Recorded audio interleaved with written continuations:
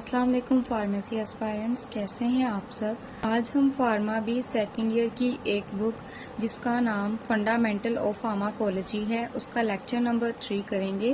First 2 lecture हम कर चुके थे। सेकंड हमने जो लेक्चर था लास्ट वाला वो किया था, वो हमारे पास था रूट ऑफ ड्रग एडमिनिस्ट्रेशन, यानी कि कोई भी हमारे पास ड्रग है उसको हम कैसे अपनी बॉडी में एंटर करवाते हैं, वो वाले रूट्स हमने पढ़े थे। आज हमने जो है उसका फर्स्ट रूट उसको डिटेल में पढ़ना है जिसका नाम था हमारे पास एंट्रल रूट, इसको हम कहते हैं ओरल रूट। इसको आज हम डिटेल में करेंगे।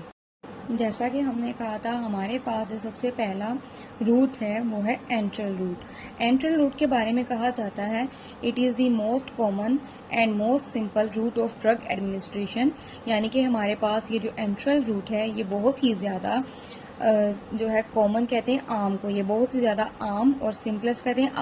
आसान एक तरीका है हमारे पास किसी भी ड्रग को एडमिनिस्टर करवाने का। आगे हमें बताते हैं कि हमारे पास हमने पीछे पढ़ा था कि हमारे पास जो एंट्रल रूट है इसके 2 मेथड हैं। नेक्स्ट एक तो है हमारे पास ओरल मेथड और दूसरा हमारे पास होता है सबलिंगुअल मेथड।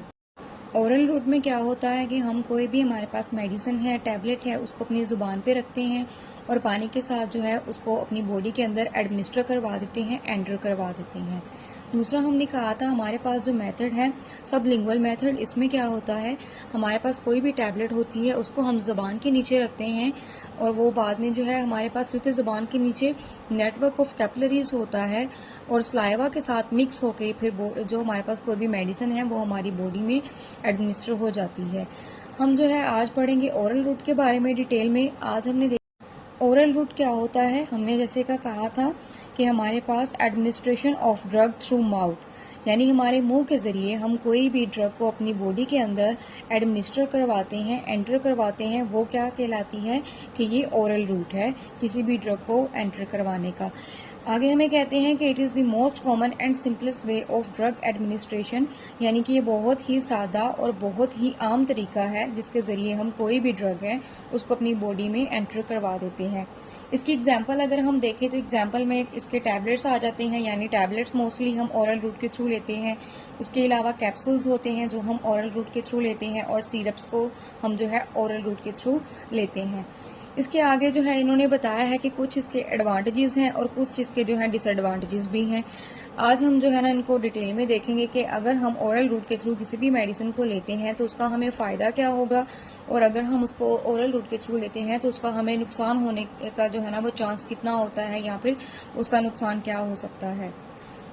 हमें बताया जाता है कि जैसा कि हमने इसका एडवांटेज देखना है, it is the most easiest and acceptable method. ये बहुत ज़्यादा जो है इजी मेथड समझा जाता है, बहुत ज़्यादा आसान तरीका समझा जाता है। और एक्सेप्टेबल मेथड का मतलब ये है कि पेशेंट ज़्यादा इसी को प्रेफर करते हैं कि हम जो है कोई भी मेडिसिन है उसको ओरल रूट के थ्रू ले लेते हैं। या देखेंगे कि हमारे पास इसके फ़ायदे क्या होते हैं।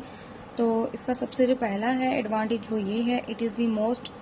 ईजीएस्ट एंड एक्सेप्टेबल मेथड, यानी कि ये बहुत ज़्यादा आसान और बहुत ज़्यादा काबिल कबूल जो है मेथड समझा जाता है। कैसे, जैसे कि हम कहते हैं कि अगर हम कोई भी मेडिसिन है उसको हम कहते हैं कि हमने इंट्रावीनस देना है या फिर इंट्रामस्कुलर देना है, उसके लिए हमें कोई भी साथ जो है डिस्पेंसर चाहिए होता है या फिर कोई भी डॉक्टर वगैरह से जो है हमें लगवाना पड़ता है और इसकी वजह से जो है हमें काफ़ी दुश्वारी का सामना करना पड़ सकता है। इसकी बजाय अगर हमें कोई मेडिसिन खाने के लिए दे दी जाए तो हम इसको ज़्यादा आसान तरीके से ले सकते हैं, यानी कि हमने खुद ही उसको लेना होता है तो हमें किसी की मदद की ज़रूरत नहीं होती। तो ये हमारे पास जो है ज़्यादा आसान तरीका है कि हम कोई भी मेडिसिन लें उसको जो है हम ओरली लें। हमारे पास सेकंड जो इसका एडवांटेज है वो ये है, it is use for local and systematic action of drug. इससे क्या मुराद है, लोकल और सिस्टमेटिक इफ़ेक्ट क्या होते हैं। लोकल इफ़ेक्ट बेसिकली हमारे पास कोई भी ड्रग है जिसको हम ले रहे हैं और जहां हम ले रहे हैं या जहां हम अप्लाई कर रहे हैं, अगर उस ड्रग का इफ़ेक्ट उसी एरिया पे हो तो उसको हम कहते हैं ये अपना लोकल इफ़ेक्ट शो करवा रही है। और सिस्टमेटिक इफ़ेक्ट क्या होता है, सिस्टमेटिक इफ़ेक्ट ये होता है कि हम ड्रग को किसी और जगह पे अप्लाई कर रहे हैं या किसी और जगह से ले रहे हैं तो उसका एक्शन जो है किसी और जगह पे हो रहा है या अपना वो इफेक्ट है किसी और जगह पे शो करवा रही है। जैसा कि इसमें हम सिस्टमेटिक में देखें कि अगर हमारे पास कोई भी टैबलेट है, हम कहते हैं कि हमें हेडेक हो रहा है, तो हम क्या करते हैं, कोई भी टैबलेट है उसको ओरली लेते हैं। हम इसमें कहते हैं कि हमने टैबलेट को लिया तो मुंह से है, यानी अपने माउथ से जो है उसको एडमिनिस्टर करवाया है, लेकिन उसका इफेक्ट जो है जहाँ पे हमें पेन हो रहा था वहाँ पे शो हुआ है, यानी अपना एक्शन उसने वहाँ जाके शो करवाया है। तो ये हमारे पास सिस्टमेटिक इफेक्ट है। और लोकल इफेक्ट में हम कहते हैं कि अगर हमारे पास कोई भी ऐसी मेडिसिन या ड्रग है उसको हम उसी जगह पे अप्लाई कर रहे हैं जहाँ पे हमें कोई भी जो है हम कहते हैं पेन हो रहा है, या फिर कोई भी, इसमें हम एग्जांपल ऐसे ले सकते हैं कि जैसे हम जो है अगर हमें कोई मसल स्ट्रेचनिंग हो गई है या मसल पेन हो गया है तो हमें वो ट्यूब से मिलती है, क्रीम्स दी जाती हैं कि आपको जहाँ पे पेन हो रहा है आप वहीं पे इसको जो है थोड़ा सा लगा के रब करें, इसकी थोड़ी सी मालिश करें तो आपको जो है पेन से रिलीफ मिलेगा। तो ऐसा ही होता है, हम उसको जहाँ पे पेन हो रहा हो वहीं पे लगाते हैं और वहीं पे जो है फिर थोड़ी देर बाद हमें जो है पेन से रिलीफ मिल जाता है। क्यों मिल जाता है? क्योंकि वो जो है अपना लोकल इफेक्ट शो करती है, यानी हमने ड्रग को जिस एरिया पे लगाया है वहीं पे उसने अपना इफेक्ट जो है शो करवाया है। तो ये हमारे पास किसी भी ड्रग का लोकल इफेक्ट होता है। ये है कि dosage form do not need high sterile condition. इसमें हम कहते हैं कि हमारे पास कोई भी डोजेज फॉर्म है उसके लिए हाई स्टीरॉयल कंडीशंस रिक्वायर्ड नहीं है। यहाँ पे डोजेज फॉर्म बेसिकली होता क्या है? डोजेज फॉर्म का मतलब है कि आपके पास कोई भी ड्रग है उसकी फॉर्म क्या है,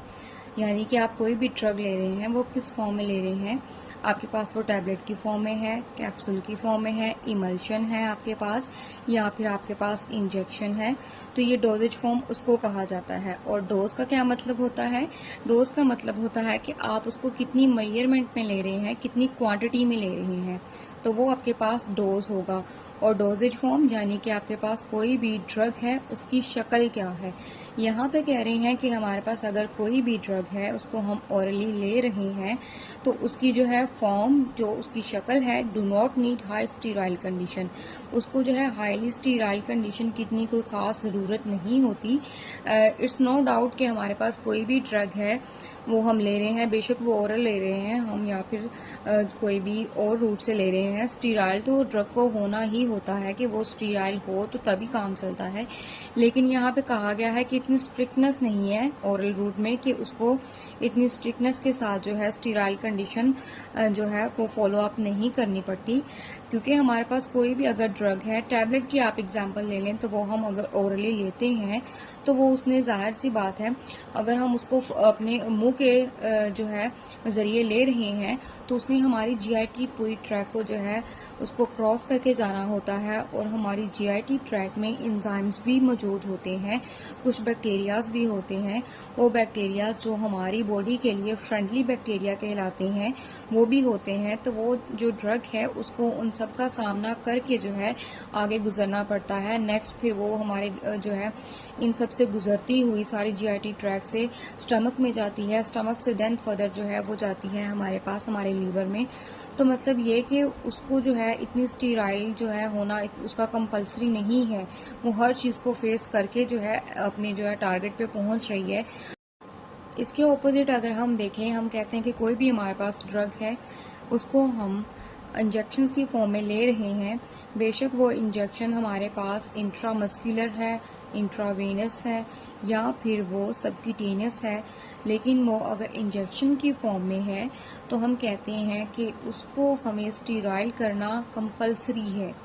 उसको हमें स्टीराइल करना बहुत ज़्यादा ज़रूरी है। क्यों ज़रूरी है? क्योंकि आप जब भी कोई ड्रग है उसको इंजेक्शन की फॉर्म में लेते हैं तो वो डायरेक्टली हमारे ब्लड में जाता है,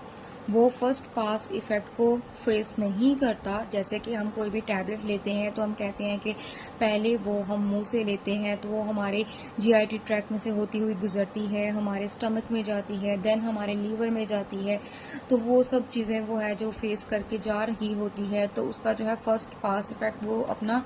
सारा वो है फेस करती है। लेकिन हमारे पास कोई भी अगर ड्रग है, कोई भी डोज है हमारे पास, उसको अगर हम इंजेक्शन की फॉर्म में लेते हैं तो वो डायरेक्टली हमारे ब्लड में जाता है। और अगर हम उसको स्टीराइल नहीं करेंगे तो क्या होगा, हमारे पास कोई भी अगर हमारे पास बैक्टीरिया या कोई भी जरासीम ऐसा है जो हमारी जो है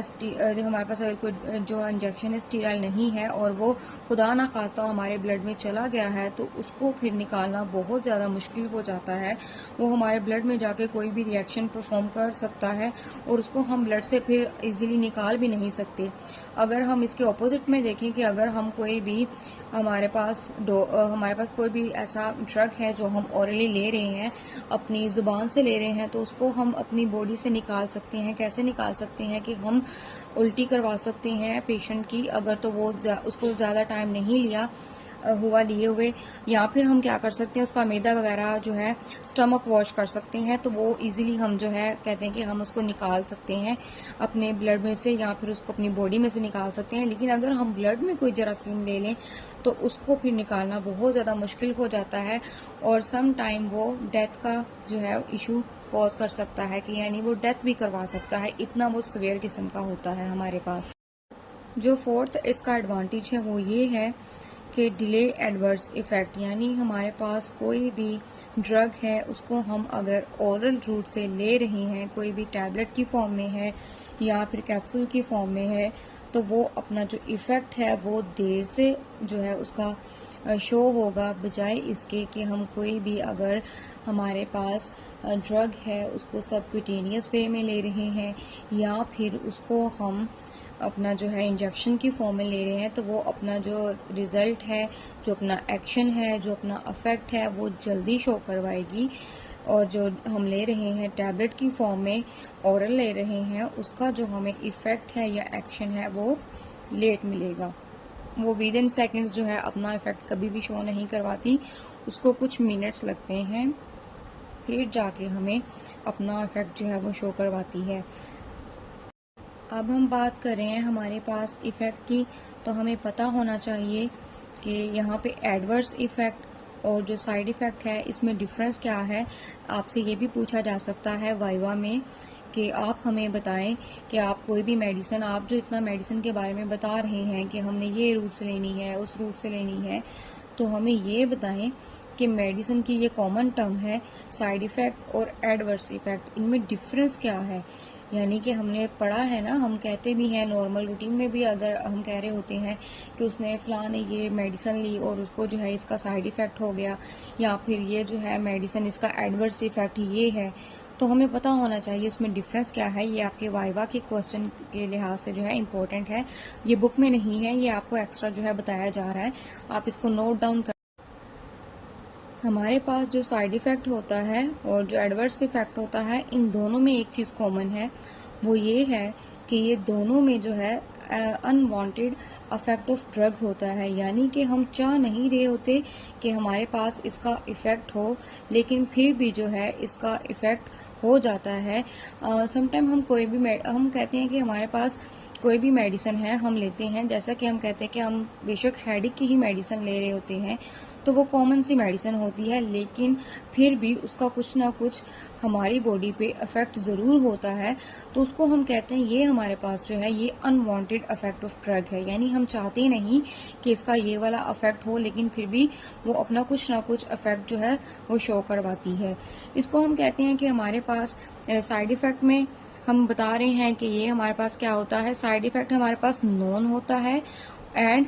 ये कहते हैं कि हम एक्सपेक्टेड होता है, यानी कि हमें इसकी तवक्का होती है और हमें इसका पता होता है कि अगर हम ये मेडिसिन लेंगे तो हमारे पास इसका ये इफ़ेक्ट होगा। इसमें हम कहते हैं जैसा कि हमारे पास कोई भी मेडिसिन है उसको हम क्या करते हैं, पहले हमारे पास कोई भी क्लिनिकल लैब होती है, उसमें हम ट्रायल के लिए लाजमी पहले हम उसका ट्रायल लेते हैं कि हम ये वाली मेडिसिन को अगर यूज़ करेंगे, इंट्रोड्यूस करवाएंगे, तो हमारे पास इसका साइड इफ़ेक्ट क्या होगा और इसका एडवर्स इफ़ेक्ट क्या हो सकता है। तो हम कहते हैं कि हमारे पास जब हम कोई भी मेडिसिन है उसको क्लिनिकल ट्रायल के थ्रू जो है प्रोसेस के थ्रू गुजारते हैं, तो हमें फिर पता लग जाता है कि हमारे पास अगर हम ये मेडिसिन खाएंगे तो इसका इफेक्ट, साइड इफेक्ट यानी कि इसका जो साइड इफेक्ट है वो क्या होगा। और हमें पता होता है कि इसका ये साइड इफेक्ट एक्सपेक्टेड यानी कि आपके पास जो है आपको तवक्का होती है कि हमारे पास ये इसका साइड इफेक्ट आ सकता है। इसमें हम कहते हैं कि एग्जाम्पल अगर लें तो एग्जाम्पल हम लेते हैं, इसमें हमारे पास कोई भी हम जो है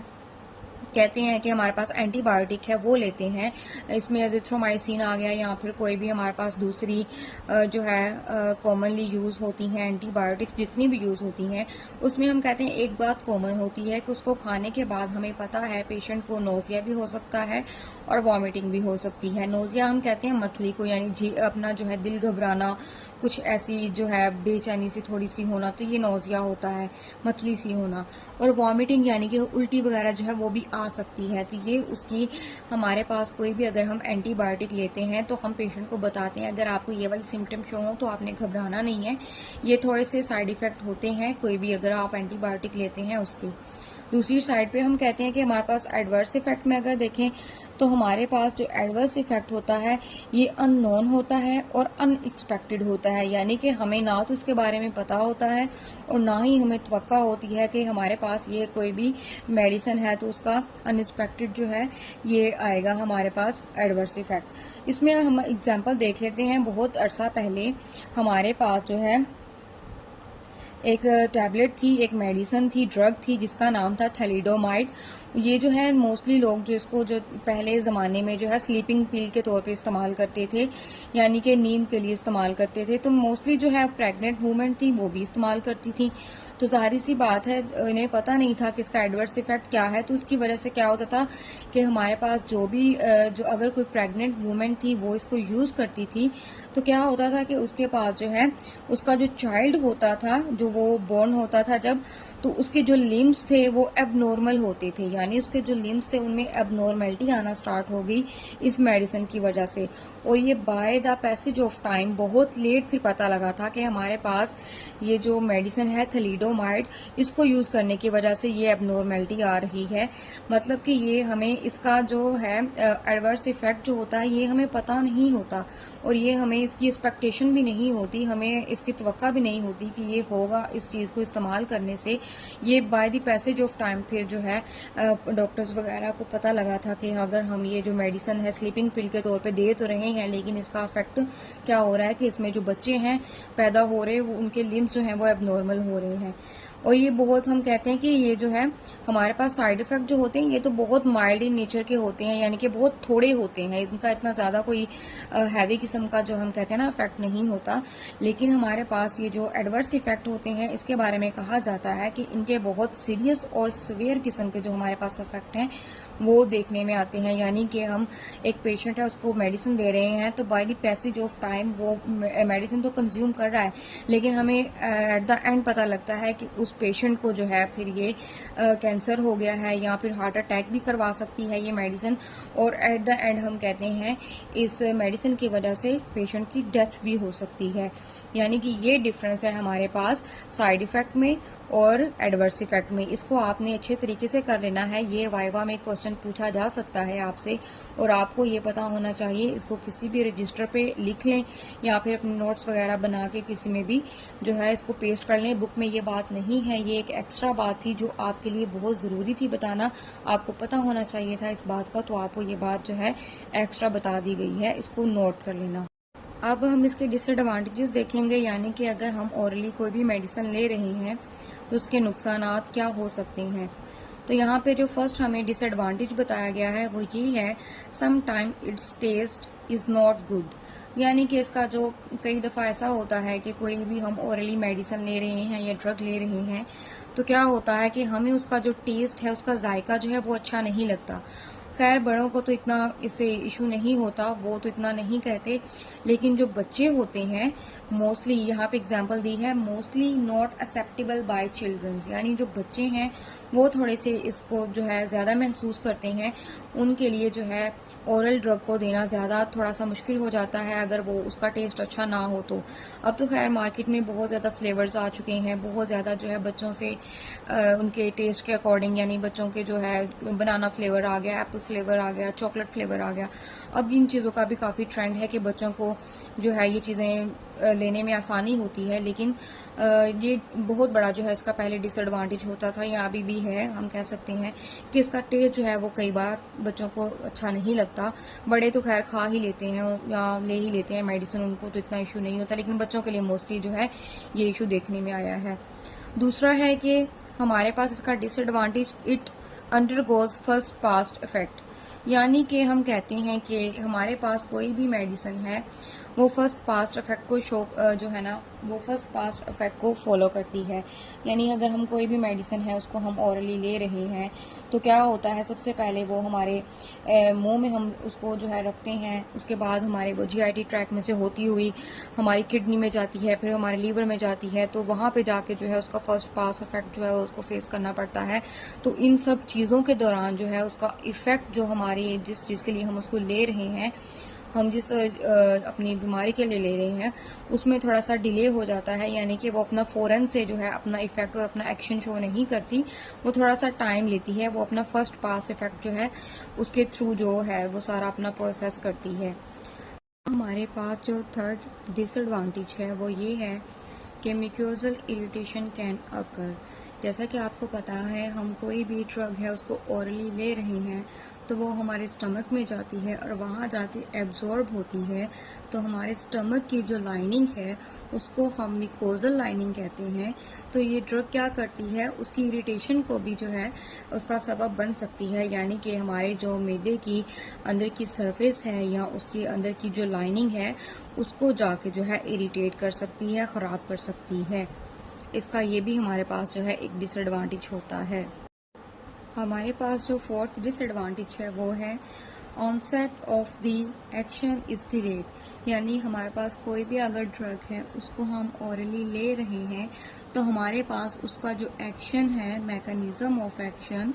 या फिर उसका जो इफेक्ट है वो डिले होता है, कुछ देर बाद आता है। इसमें हम कहते हैं कि हमारे पास कोई भी अगर मेडिसिन ओरली ली जाती है तो वो अपना एक पाथवे है उसको फॉलो करती है,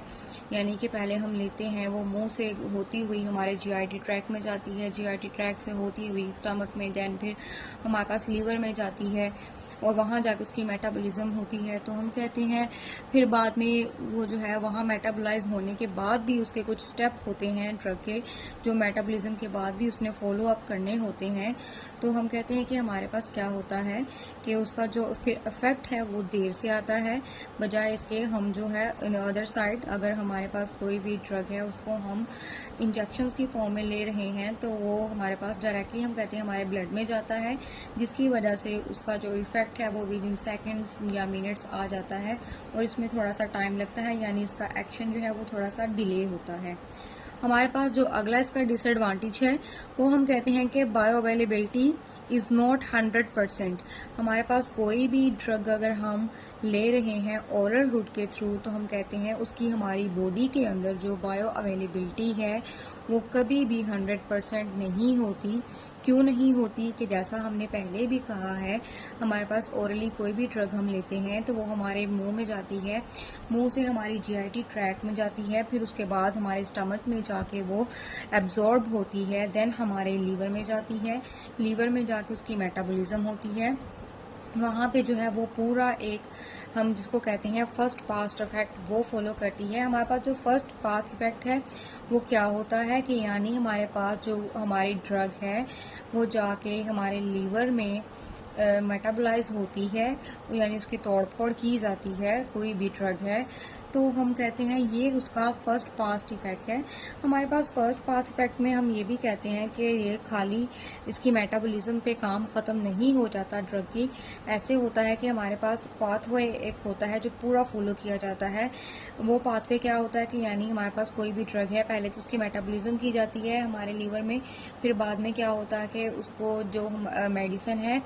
वो क्या करती है, अपना रिसेप्टर ढूंढती है, अपना स्पेसिफिक रिसेप्टर ढूंढ के उसके ऊपर जो है रिसेप्टर पे बाइंड करती है, देन उस रिसेप्टर को एक्टिवेट करती है। एक्टिवेशन के बाद जो है फिर जाके कहीं वो अपना इफेक्ट शो करती है या उसका जो है कोई भी असर हमें नज़र आना शुरू होता है। तो हम कहते हैं कि हमारे पास यही वजह है कि ओरल रूट में हम कोई भी मेडिसिन अगर लेते हैं तो उसका जो इफ़ेक्ट है वो थोड़ा डिले होता है एज़ कम्पेयर टू हमारे पास कोई भी अगर पेरेंटल रूट से हम मेडिसिन लेते हैं यानी इंजेक्शन की फॉर्म में लेते हैं, उसका जो है इफेक्ट जो है विद इन सेकेंड्स जो है ना शुरू हो जाता है। लेकिन इसमें थोड़ा टाइम लगता है। क्यों लगता है? क्योंकि हमारे पास कोई भी ड्रग है जिसको हम ओरली ले रहे हैं वो अपना फर्स्ट पाथ इफेक्ट जो है उसको फॉलो करती है। वो सारा करने के बाद जो है वो अपना इफेक्ट शो करती है।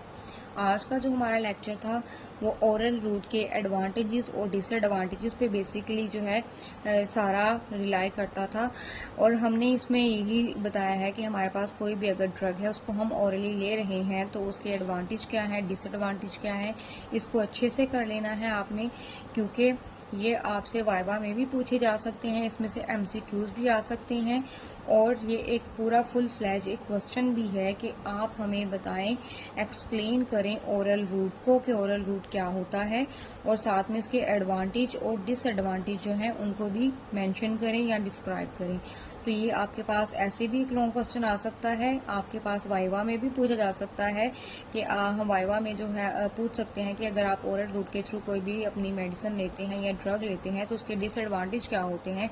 कि हमें क्या क्या नुकसान जो हैं वो होते हैं अगर हम कोई भी ड्रग है उसको ओरल लेते हैं, या फिर उसके कोई भी एडवांटेज बताएं कि उसके जो हमारे पास है फ़वाइद क्या हो सकते हैं। तो आपने इसको हर तरीके से जो है अच्छे तरीके से देख लेना है। आपने इसमें जो छोटी छोटी चीज़ें आपको बाद में डिस्क्राइब की हैं, जैसे कि डोजेज फॉर्म का बताया है, डोजेज फॉर्म क्या होती है, डोज क्या होता है, उसके बाद लोकल इफेक्ट क्या होता है, सिस्टमेटिक इफेक्ट क्या होता है, या फिर आपके पास इसमें सबसे मोस्ट इम्पोर्टेंट जो वाइवा में पूछे जाने वाला क्वेश्चन है वो ये भी बन सकता है कि फर्स्ट पाथ इफेक्ट क्या होता है। आपके पास फर्स्ट पाथ इफेक्ट के बारे में बताएं, तो आपने बता देना है कि हमारे पास कोई भी मेडिसिन है हमारे लीवर में जाके उसकी मेटाबॉलिज्म होती है और इस चीज़ को हम कहते हैं ये फर्स्ट पाथ इफेक्ट है किसी भी मेडिसिन का। तो ये चीज़ें आपने जो है छोटी छोटी सी याद रखनी है। ये वाइवा में बहुत पूछे जाने वाला क्वेश्चन है। बेसिकली थ्योरी में तो बंदा रट्टा लगा के लिख लेता है, वो इतना मुश्किल काम नहीं है, लेकिन जब हम जाते हैं वाइवा देने के लिए फिर ऐसे क्वेश्चंस पूछे जाते हैं, फिर हम कहते हैं हमने तो ये पढ़ा ही नहीं था, हमारी बुक में तो ये बस वर्ड लिखे हुए थे कि लोकल इफेक्ट क्या होता है, लोकल एक्शन क्या होता है, सिस्टमेटिक एक्शन क्या होता है, या फर्स्ट पाथ इफेक्ट है। तो हमारे पास इसकी जो है उसमें एक्सप्लेनेशन थी ही नहीं। तो यही टीचर का मकसद होता है, यही आपके लेक्चर लेने का मकसद होता है कि ये जो छोटी छोटी चीज़ें हैं ये आपको अच्छे से एक्सप्लेन करके बताई जाएं, ताकि आपके दिमाग में कुछ ना कुछ इनका कॉन्सेप्ट बैठ जाए। आपसे कल को अगर वाइवा में क्वेश्चन किया जाए तो आप इसका जवाब देने की आपके अंदर सलाहियत मौजूद हो कि आप इसका जवाब दे सके कि ये चीज़ें क्या हैं। और बेसिकली स्टडी करना कोई अगर हम कहते हैं हमारे पास बुक्स हैं टीचर की तो हमें ज़रूरत ही नहीं है। तो टीचर इसीलिए होता है कि वो आपको इन चीज़ों से जो है आशनास कराए, आपको बताए ये चीज़ें क्या होती हैं। आई होप सो आज का लेक्चर आपको समझ आया होगा। अगर कोई क्वेश्चन है या समझ नहीं आया तो आप पूछ भी सकते हैं, और जो है इसको ऐसे तरीके से याद करें कि आपके माइंड के अंदर इन चीज़ों के कॉन्सेप्ट हो। रट्टा कभी भी ना लगाएं, वो हमेशा भूल जाता है। अगर आप चीज़ें कॉन्सेप्ट के साथ करेंगे तो वो पेपर में आपको फिर पेपर अटैम्प्ट करना आसान होगा, और वाइवा सबसे मुश्किल बात आपको जो लगती है वाइवा, वो आपके लिए आसान हो जाएगा। आई होप सो आपको समझ आई होगी। आज के लिए इतना काफ़ी है। नेक्स्ट रूट जो हम अपने नेक्स्ट लेक्चर में पढ़ेंगे। अल्लाह हाफिज़।